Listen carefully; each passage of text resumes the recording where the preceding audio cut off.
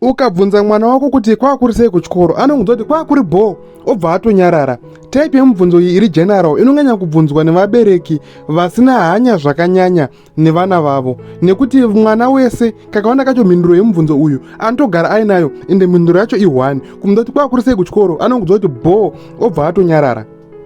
Asi kana uri mubereki ane hanya nemwana wake, anoda kuziva masituations ese ari kusangana nemwana wake kwaari kuswera kana kuti kwaari kuenda kuchikoro, unofanira kudzidza kubvunza mibvunzo iri light asi inoopena madoors ekuti mwana wako akudze zvakawanda. Mibvunzo iyi haifaniri kuva heavy nekuti mwana anenge akutotya. Unoziva kuti vana havadi kusvika pakona, especially kana uri mubereki anorova, anenge kutotya kuti maiwi ndaparei nhasi, ndakutopinzwa dare iri, zvinopera mushere. Saka mibvunzo ngaive light uitazonga kuti hausi kungomisa pakona. Saka tonobatsirana kuti unobvunza sei mibvunzo iri light inokubatsira kuti uzive zvakawanda nezvemwana wako. So menzano unogona kubvunza mwana wako kuti nhasi kuchikoro chii chakunakidza, chii chakusekesa.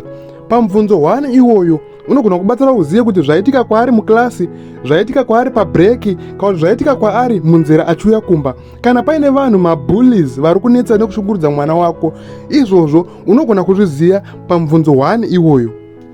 Kana kuti regai nokupai another example, unogona kubvunza mwana wako kuti palunch yandakurongedzera, pachikafu chandakurongedzera chese nhasi chaichai, wadya chese wega here, wadya chikafu chaichai nani? Mubvunzo 1 uchakubatsira kuti uzive kuti ane shamwari here, ane vanhu here vanomusegregata, kana kuti vanoita senge kuti vanomutsara kana ari kuchikoro, kana kuti haana shamwari, mwana wayo anongofira lonely, kana pari palunch pabreak anenge ari ega.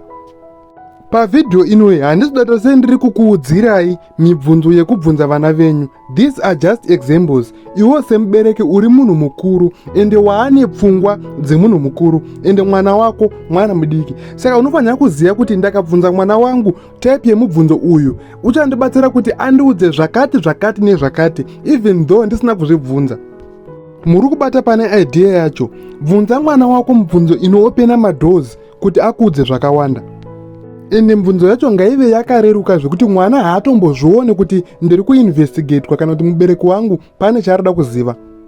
Inini hangu kusaidi kwangu sababa handinyanyi kuwana nguva yakawanda nevana. Pambacho ndinononoka kudzoka pamba, pambacho ndinouya usiku vana varara, pambacho handitombouyi kumba kwacho. Asi ndakagara pasi namadhamu ndikavaudza kuti vana kadoziva zvakawanda ka, unovabvunza so. Ende mamwe madhezi ka ndotosvika madhamu vakandigarira vachiti maiwi zvandaudzwa nemwana andiudza zvakati nezvakati. Ndatya ende ndashaya kuti ndomubatsira sei. Ndobva ndatoziva kuti mangwana ndinofanira kukurumidza kudzoka kudheni ndibatsirane nevana vangu, kana ndoudza madhamu kuti so mwana uyu mubatsire so padambudziko rakeri. Ameno, kubatsirana sevabereki munozvionawo sei?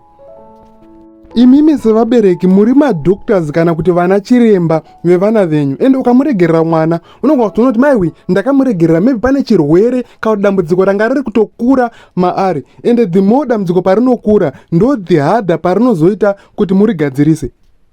Saka gara uine tumubvunzo tunokubatsira to check and see if everything is okay with your child.